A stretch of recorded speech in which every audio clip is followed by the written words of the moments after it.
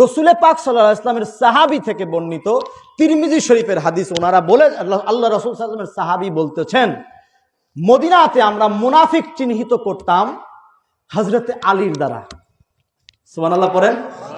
মদিনাতে মানে মুনাফিকের আরো অনেক পরিচয় আছে, আমি শর্ট বলে দেই যেহেতু সময় কম, শর্টে বলি। মদিনাতে সাহাবীরা বলতেছেন, তিরমিজি শরীফের সিয়াসিত্তার কিতাব তিরমিজির হাদিস, মদিনাতে আমরা মুনাফিক চিহ্নিত করতাম আলীর দ্বারা। বলে কিভাবে?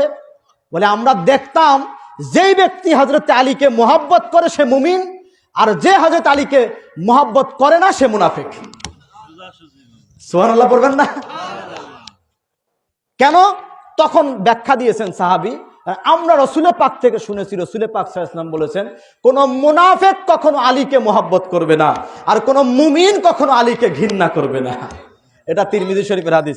আবার সহিহ মুসলিম শরীফের মধ্যে মর্মে হাদিস এসেছে, সেই হাদিসে পাকের বর্ণনাকারী খোদ মাওলায়ে কায়নাত শেরে খোদ হযরতে আলী কারামাল্লাহু ওয়াজহুল কারীম উনি নিজে বর্ণনা করেছেন। বলেছেন রসুলের পাক সাল্লাল্লাহু আলাইহি ওয়াসাল্লাম আমার কাছে ওয়াদা করে বলেছেন, হে আলী শোনো, কোন মুমিন কখনো তোমাকে ঘৃণা করবে না, আর কোন মুনাফিক কখনো তোমাকে ভালোবাসবে না।